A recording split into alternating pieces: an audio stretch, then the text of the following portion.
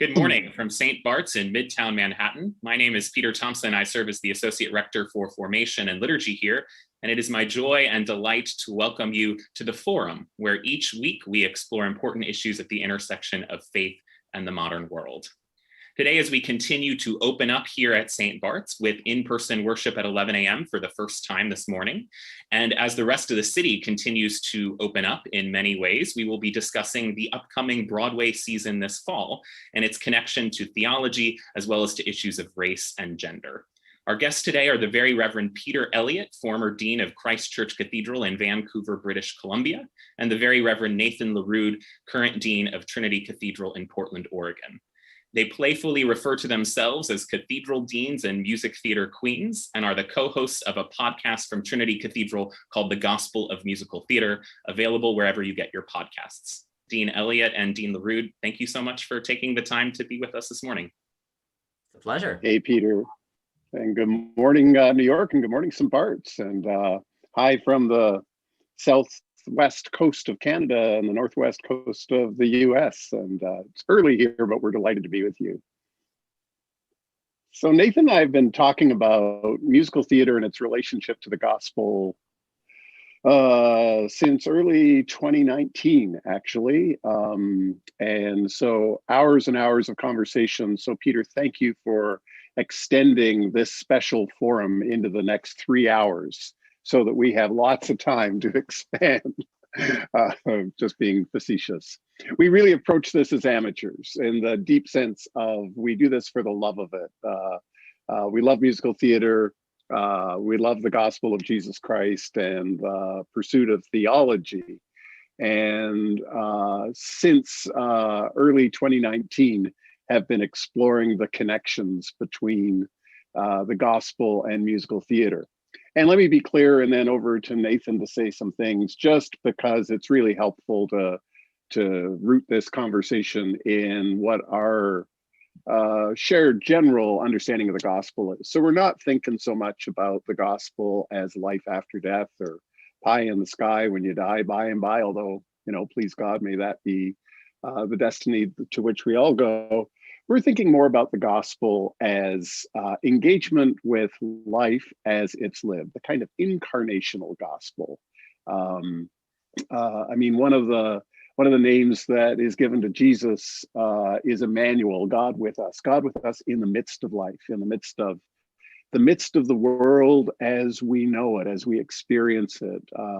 Not as an otherworldly pursuit, but very rooted in the here and now and in the present. And we're conscious of Jesus' first sermon, as Luke tells it anyway, in the synagogue in Nazareth, where he quotes from Isaiah, "The Spirit of the Lord is upon me to bring good news to the poor, to bring recovery of sight, to proclaim the year of the Lord's favor." So it's for us, gospel connects with the real conditions of human life, bringing dignity to every human being and flourishing to the whole earth. So not so much from a distance, but engaged and involved in what life is all about.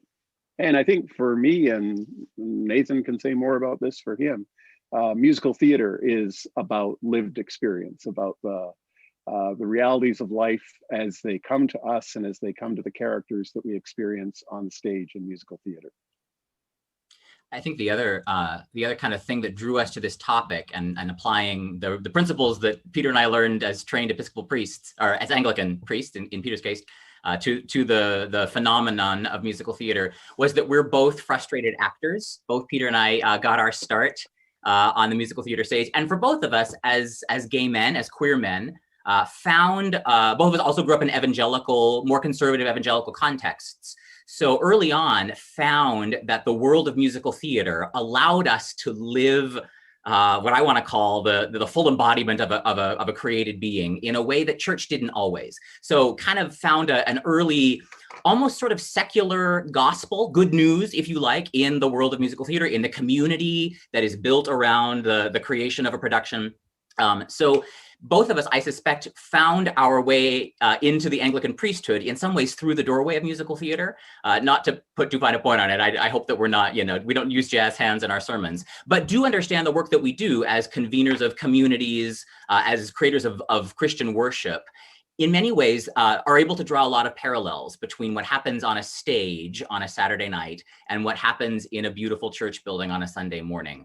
Those two worlds feel very connected because both are really about ritual in many ways. Both are about inviting an audience or a congregation into a kind of a body of some kind. Things can happen in a room when you are singing together, when you're participating with actors who are dancing and singing and creating something amazing. People can be changed in liturgy and in theater. That's kind of the interesting connection point, I think, for us is where church and where theater kind of coalesce and seem to be doing some similar kinds of things. And for many secular people, I would argue, that the canon of the American Broadway musical theater is probably just as formative as any Bible story they might have learned in Sunday school.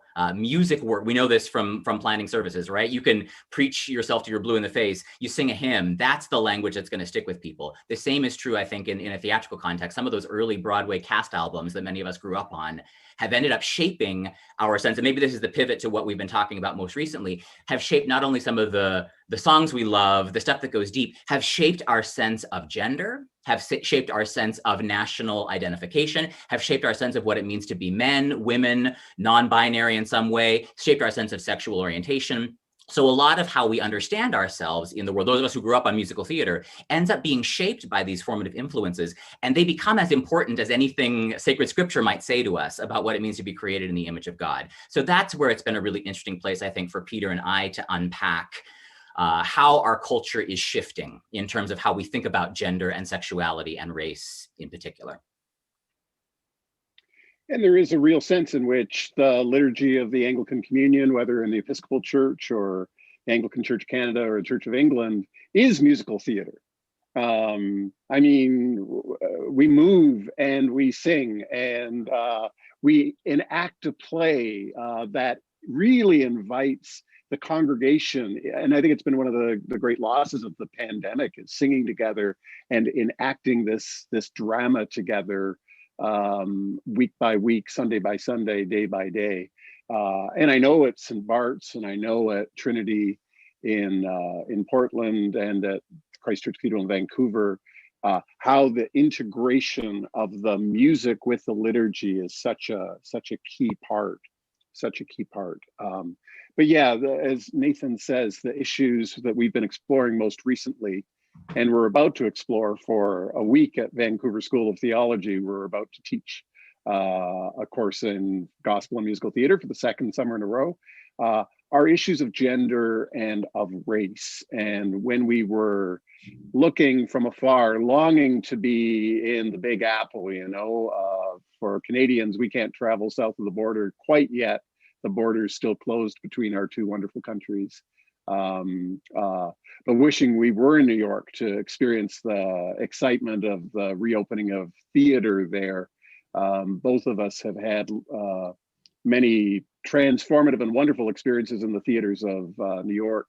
And looking at the upcoming season through the lens of gender and of race, we're happy to talk about, wherever people at the forum where your interests are. But we've been thinking a little bit, each of us in our own way, about two of the shows that are opening probably September-ish or by the end of the year, likely. The revival of Stephen Sondheim's amazing show Company, and another revivals are all the rage these days, of The Music Man with Hugh Jackman and Sutton Foster. Music Man, we kind of would argue, plays into issues about race, and Company into issues about gender, since the main character in Company, Bobby, in this production, normally played by a male, B-O-B-B-Y, is played by a female actor, B-O-B-B-I. And that change of gender in that show changes kind of the way that it's approaching some of those themes.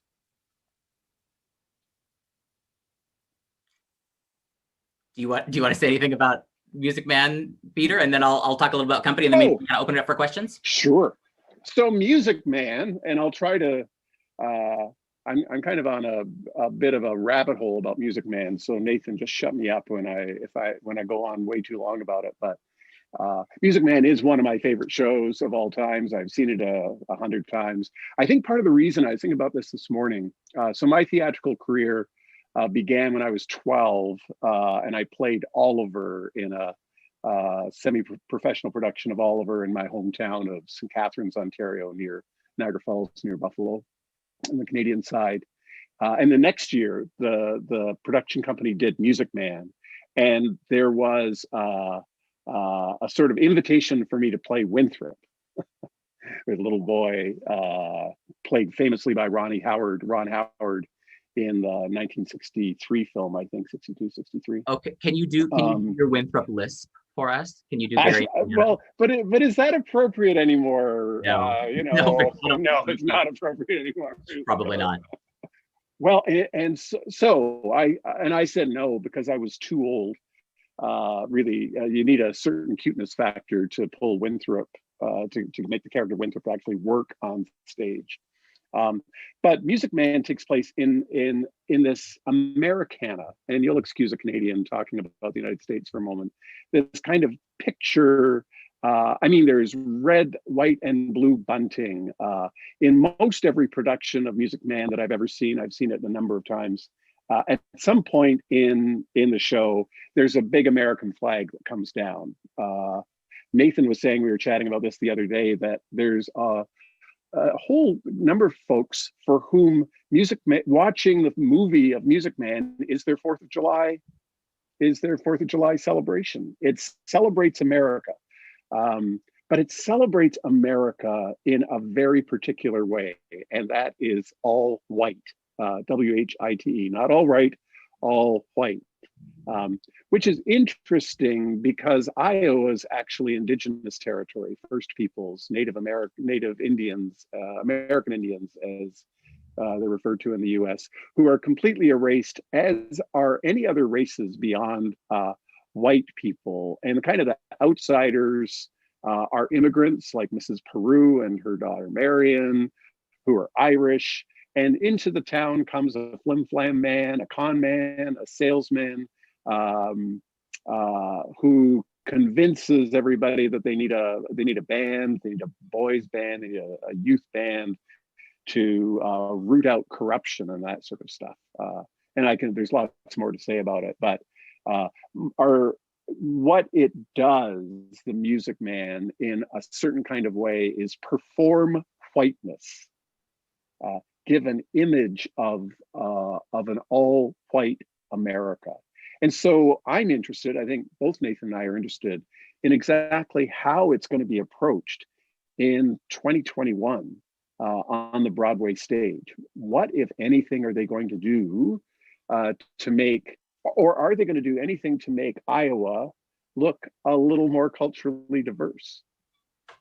And I've got lots more to say about Music Man, but maybe over to you about company for a minute. We've got lots of questions about Music Man and are very curious. I'll also say I'm very curious to see Sutton Foster in the role of Marion Peru, which was written for Barbara Cook, a kind of great American soprano. Sutton Foster is an amazing performer, but she's no soprano. So I'm very curious as to how this is gonna. I'm actually very interested because she's she's Millie from Thoroughly Modern Millie. She's Reno Sweeney from Anything Goes. So there's she's more in the kind of Ethel Merman brassy dame with a belt.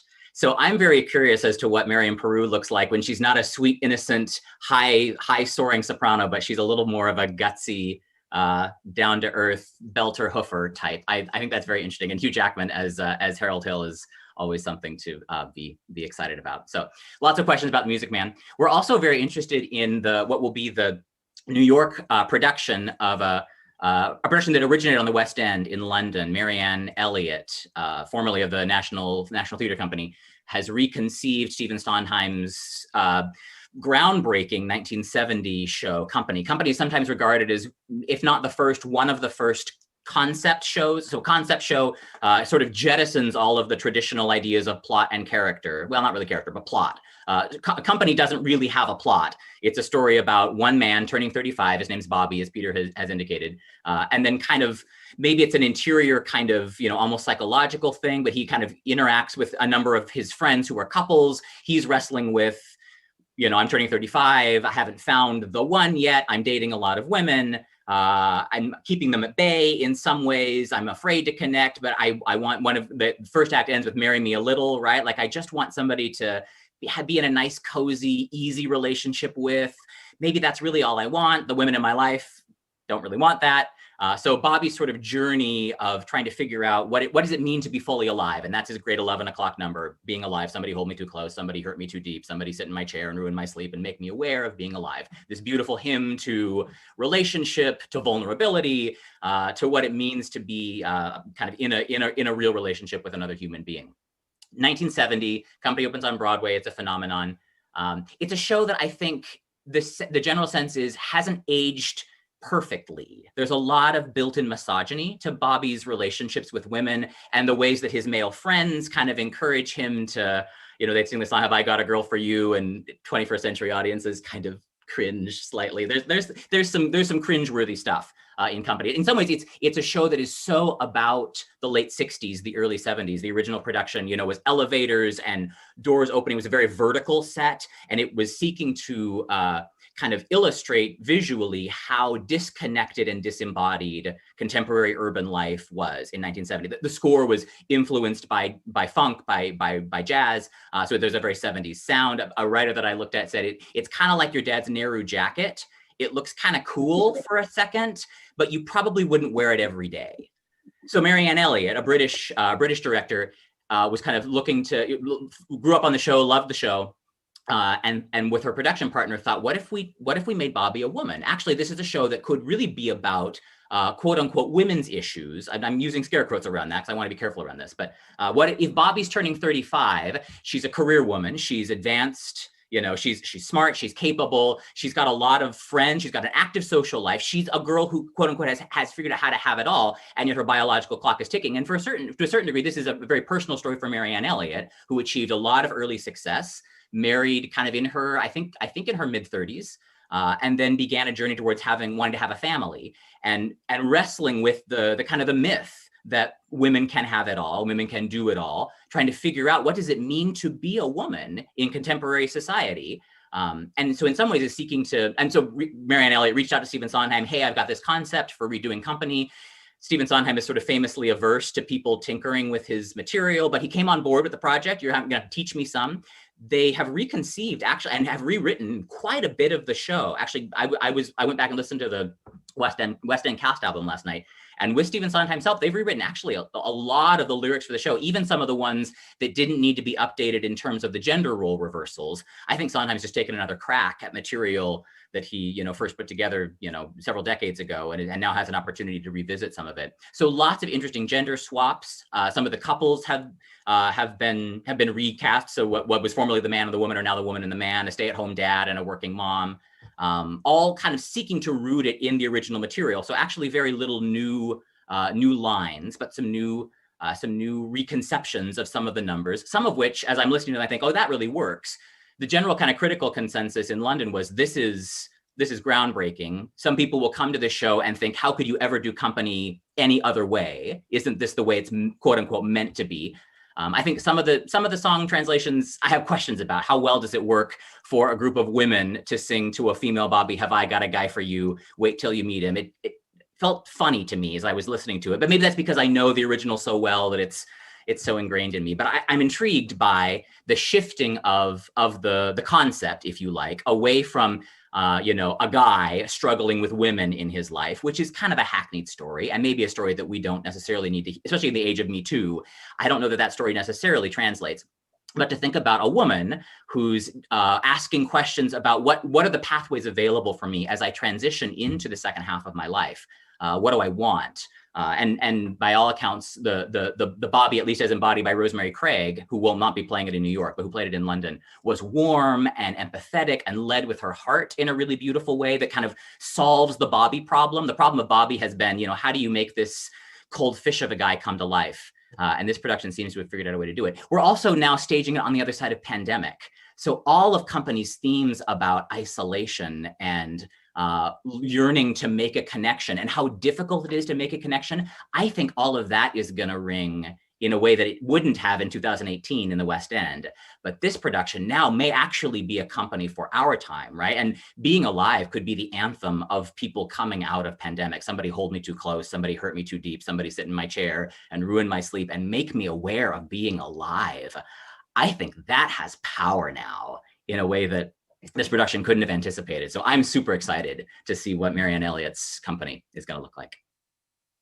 Well, that's fantastic. And just one other piece for me about Company, I think when it opened in the 1970s, in terms of musical theater canon, it kind of signaled the end of the marriage trope. Like in most musical theater, all of Lerner and Loewe and Rodgers and Hammerstein, the shows usually ended with a wedding, right? And a woman and a man got together and lived happily ever after. This is coming out of the 50s and the 60s, sort of replicating themes that were happening in the culture. And when Company came along in the 70s, I think it was giving expression to, voice to, how patterns of intimate relationships were changing. You had divorce, and you had couples not married. You had premarital sex, big deal in the 1970s. Kind of the end of the marriage trope. And I think what's happened, just to bring it back around to church and then Peter over to forum participants for questions. Certainly, I'm not sure, I'm not as aware of the American experience, but in the Canadian experience, fewer and fewer couples are getting married. The pattern of marriage and relationship seems to be changing. And I mean, I've been a priest for a long time. I remember when I was a young priest and said to the congregation, most of the couples that I see are already well advanced in their intimacy with each other. And back in the 1980s, there was oh my God, what's going on? And now this is just sort of the way it is. And I wonder if Company is signaling to the church another opportunity for us to think deeply again about our marriage rights and about what they look like and how to bless betrothal when couples decide that they're going to live together for a little while. They're not sure whether they're going to get married, but how does the community recognize that? I mean, I think it raises some all the issues that Nathan raised about gender, and I think some very interesting issues around intimate relationships and partnerships and their changing pattern in the 21st century. Well, thank you both for starting us out in this conversation. I know that Dean LaRue and Dean Elliott are eager to take your questions. If you have questions, please utilize the live chat function on YouTube, the comments function on Facebook, or you can simply email me, pthompson@stbarts.org. That's PTHOMPSON@stbarts.org. I also know that we have an in-person audience today at the church. And if you have questions and you're here in person, you can hand them to one of my colleagues, Veronica Shea or Manny Rodriguez-Leach. I'm curious what you all think in terms of these two shows, Music Man and Company, what they might have to say, if anything, about God. We've talked about issues of race and gender. Do they tell us anything about God and our relationship to God? In some ways, I'll start with Company a little bit, Peter, and if you want to talk about Music Man, I think that 11 o'clock number that I've referenced now a couple times, Being Alive, is in some ways like that's where Peter and I tend to go when we're asked something like, what is musical theater's answer to the question of gospel, right? What is actually the good news that the musical theater canon is seeking to convey, right? It's clearly not God has come to earth in the person of Jesus Christ, and the kingdom of God is at hand, which is the good news as Jesus announces it in the gospel, right? I don't know a single musical theater production that says the kingdom of God is here. Maybe Godspell. Godspell might be the one exception there. I think the good news as it's translated by musical theater is actually very, very similar to, I think it's Gregory of Nazianzus in like the 2nd or 3rd century that says the glory of God is a human being fully alive. That's traditional church teaching, if you like, right? A way of understanding what actually incarnation looks like, that in Jesus Christ, we see a human being fully alive. And Company actually, in a completely secular way, Stephen Sondheim has famously said, like, I have absolutely no interest in organized religion, but being alive could be an anthem to Gregory of Nazianzus, right? This idea that there is good news. And I think this is where I think, like, the good news for people who have maybe not found church to be a place where they can come fully alive. For many of us, church actually became a place to hide. So the good news of musical theater is, no, you can be the person God has created you to be when you not only do all of your work and, become who you are, but then when you begin to sing and when you begin to dance, when you use your body, in some ways, this is actually, I think, deeply Christian, the idea that full incarnation in a musical theater context requires you to sing, dance, and act. So you have to be able to move and you have to be able to use your lungs in this particular kind of way. And as somebody who's experienced this, there is a kind of coming aliveness when you're singing and dancing that to me is, right next door to some of the mystical experiences in my life. So I think God shows up in Company in particular in this kind of hymn to full embodiment. And in the context of the story, right, that's about connecting with another person, right? It's about letting somebody in, about vulnerability. We might say in a theological context, that this is about my neighbor, right? I cannot be in relationship with God without being in relationship. I think this is one of the principles of liberation theology. There is no pathway to God that bypasses the sacrament of my neighbor, right? So in some ways, Company is illustrating that too, that this isolation modern world that we're in is actually counterproductive to what it means to be a fully created human being. We need one another.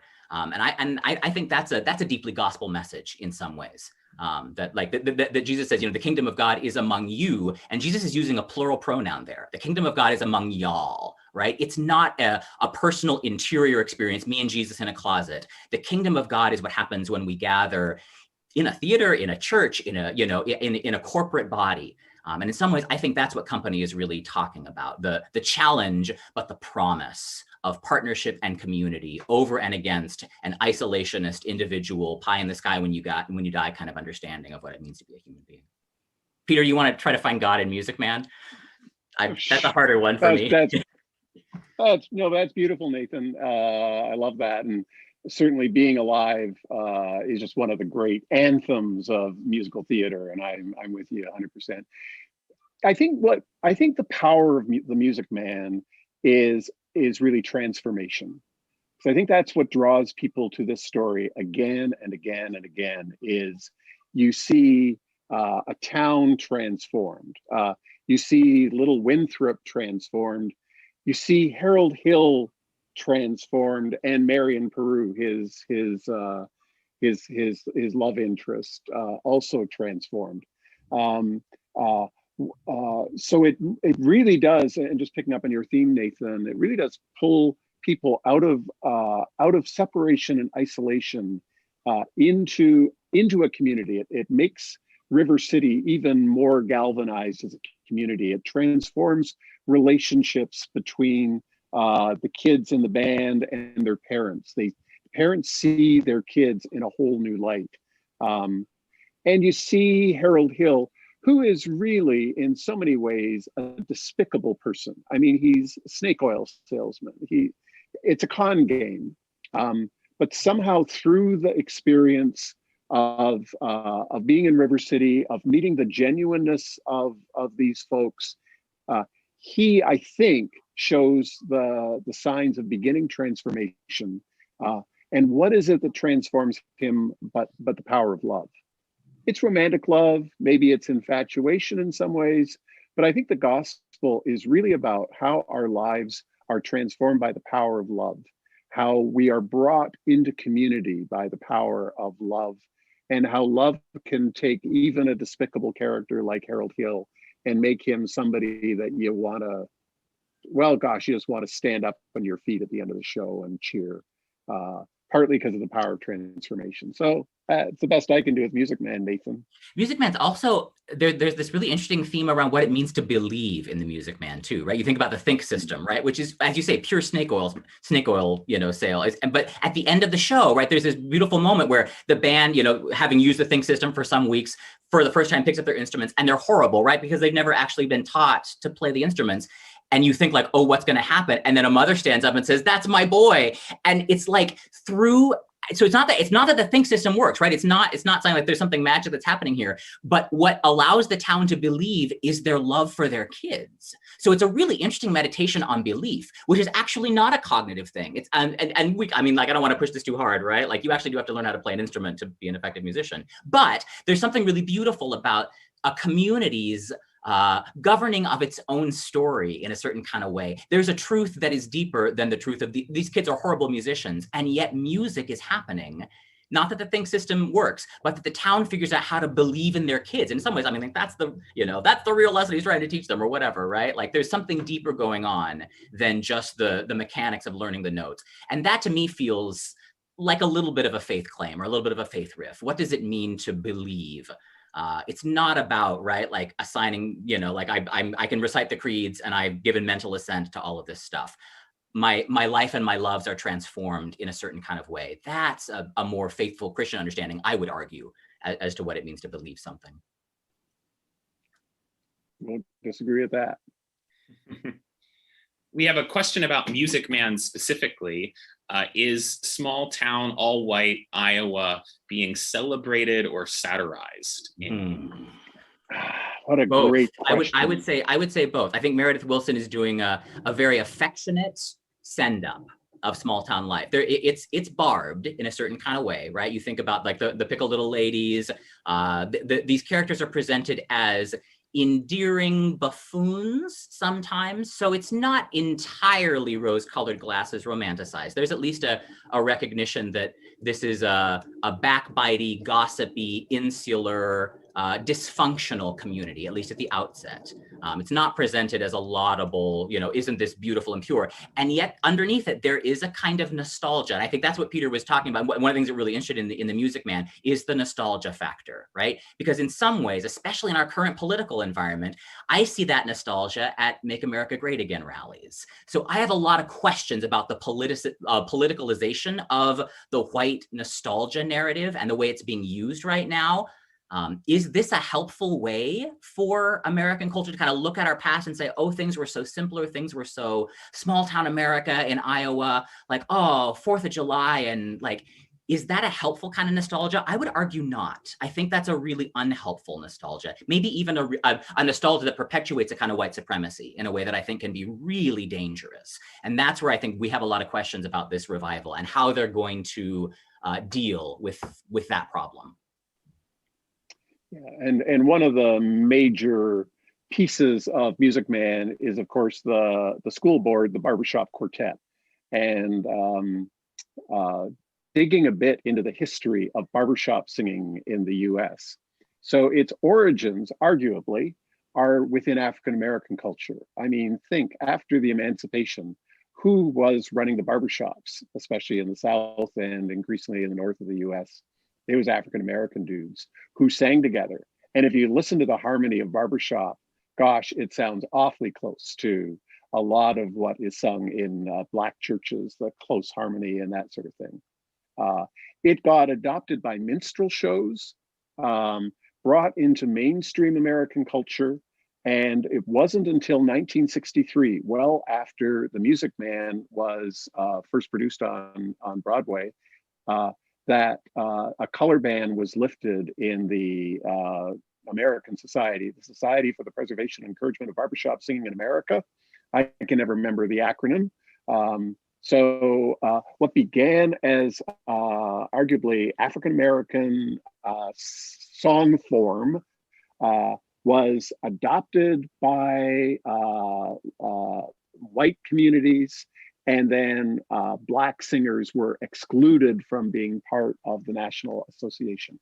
And there at the heart of Music Man is the Barbershop Quartet, singing some of the great songs and performed usually by a top-notch group of singers who, I mean, barbershop singing, say what you will, it's incredibly difficult to do it. And in a good production, I would imagine the show that'll open on Broadway will have a great barbershop quartet. My hope is that may be one of the places where I mean, wouldn't it be interesting to see an all Black barbershop quartet in the Music Man?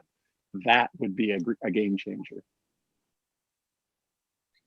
Again, if you have questions for Dean Elliott and Dean LaRue, please use the live chat function on YouTube, the comments function on Facebook, or you can email me, pthompson@stbarts.org.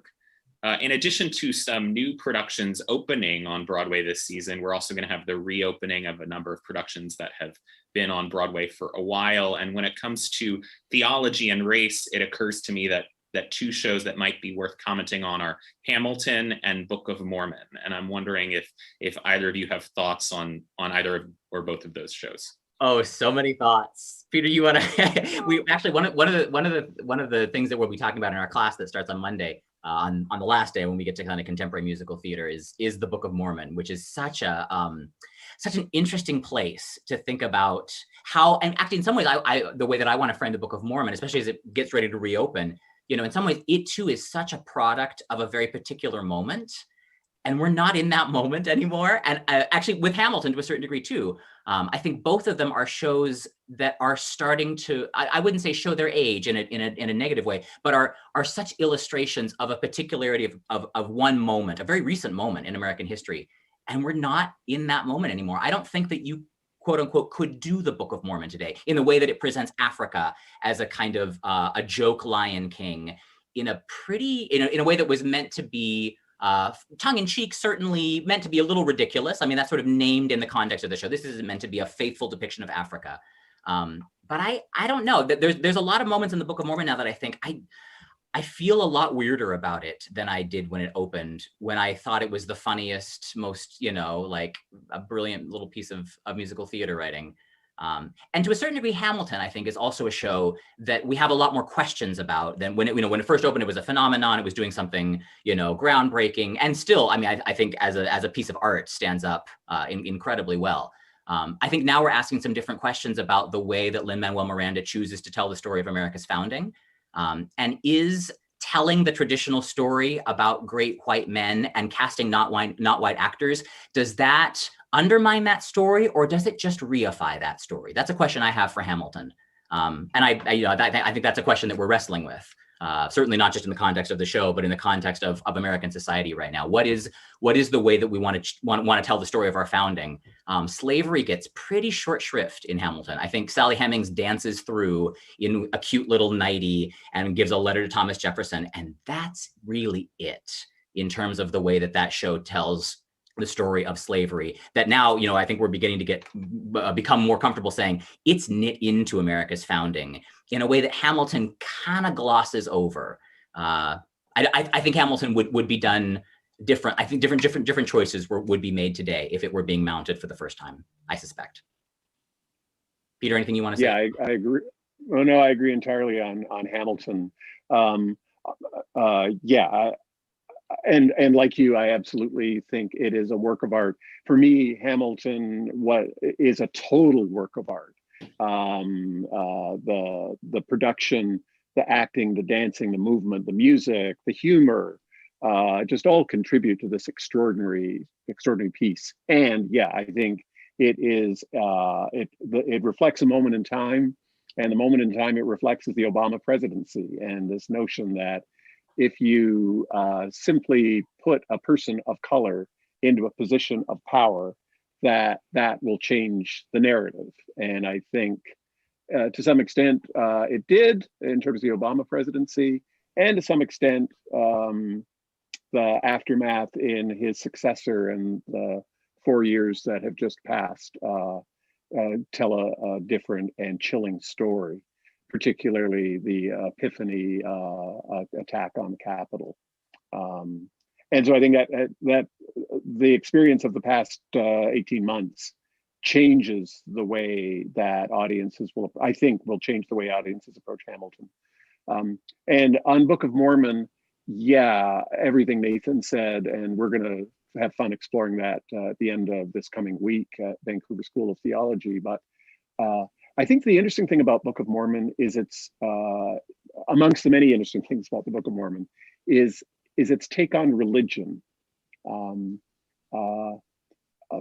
In fact, there's nothing in the Book of Mormon about Mormonism, about the LDS Church and its theology, that is false. Everything it says about Mormon theology is true.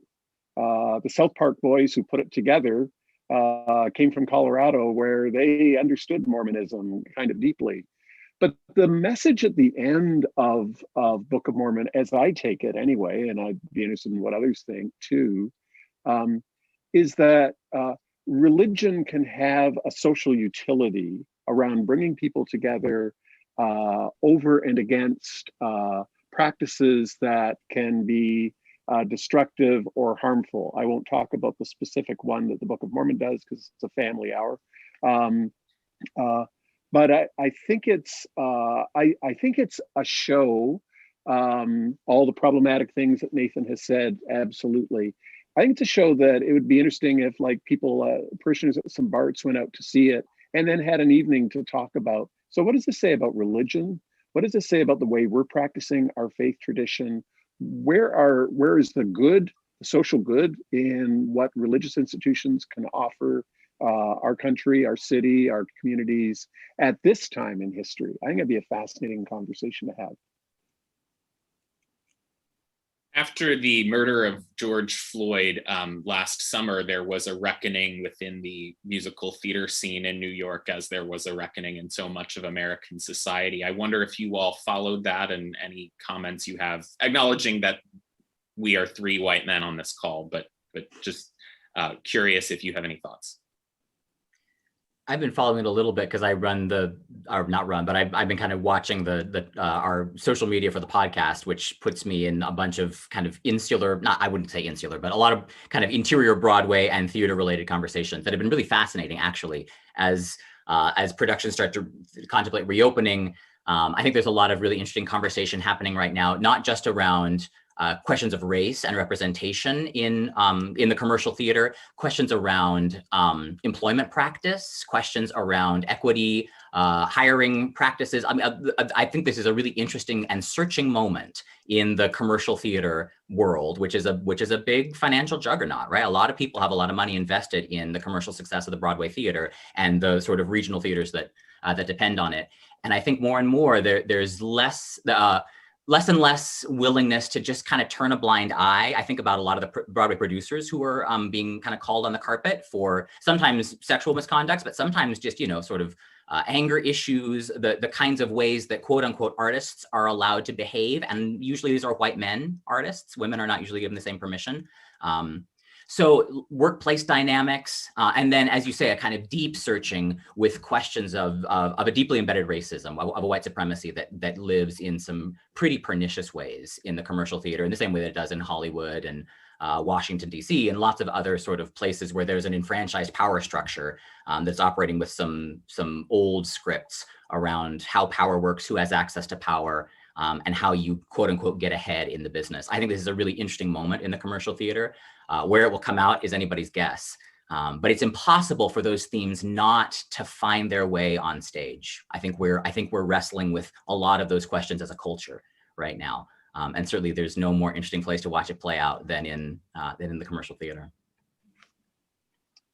And in the Canadian context, the issues around race are really focused more around the place of Indigenous, around First Peoples, the recent confirmation of unmarked graves at Indian residential schools, which were government run and church, government funded and church run, have raised consciousness in north of the border about the place of Indigenous people in the narrative of the history of Canada, and indeed the history of the United States as well, and the erasure of Indigenous people. I mean, Oklahoma, which was Indian territory, the great Rodgers and Hammerstein musical, has not an Indian in it.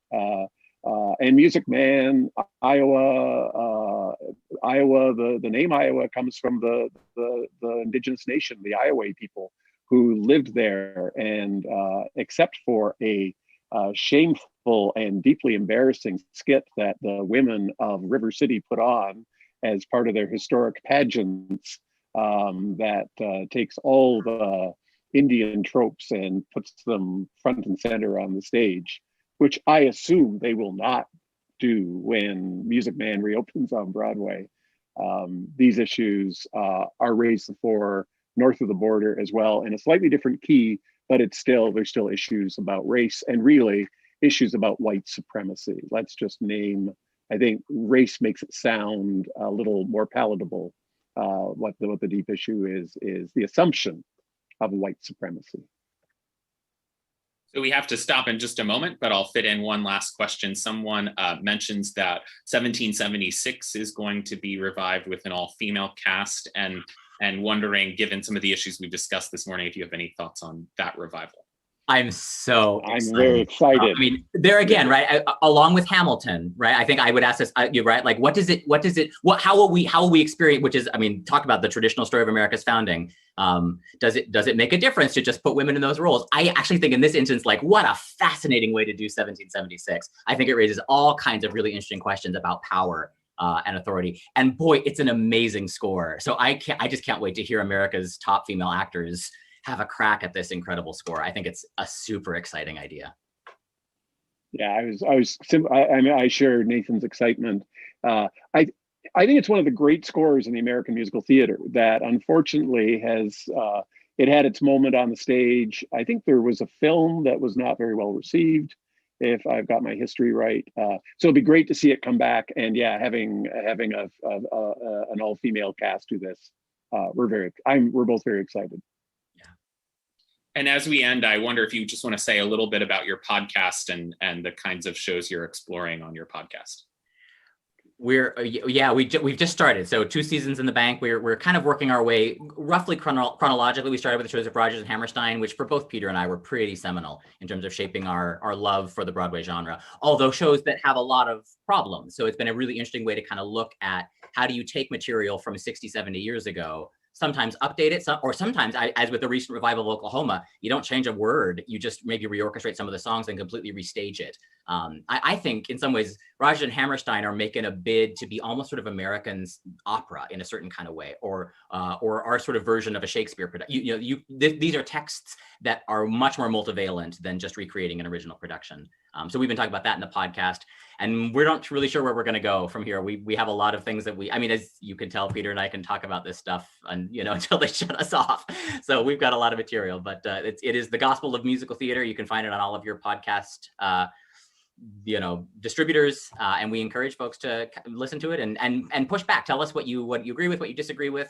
In some ways, that this is sort of broadening the conversation for us. And every time we teach a course on this stuff, we learn a lot more from how our students the questions they're asking, the pushback they're getting. As you said, Peter, we're 2 white guys, so our frame of reference on this stuff is pretty dang limited. We're very interested in being in conversation with all kinds of people around the shows that they love and the shows that they love to hate. In some ways, those are equally interesting conversations for us. Great. I agree. Yeah, let us know, please, if you listen to the podcast and you have questions, you have comments, fire them back. We'd love to be in conversation. Great. Well, we do have to stop there, but we're so grateful to both of you for waking up early on the West Coast and joining us live this morning. And thank you all for watching. If you've appreciated this conversation or any of the other conversations we've hosted recently, we encourage you to give generously to support the forum, stbarts.org/give. We also hope you'll stick around for worship at 11 a.m. Next week, we talk to our newest member of our clergy staff, the Reverend Meredith Ward, about visual depictions of Mary Magdalene as we approach her feast. So we hope we'll see you then, and we hope you'll join us for worship at 11 a.m. Thanks a lot.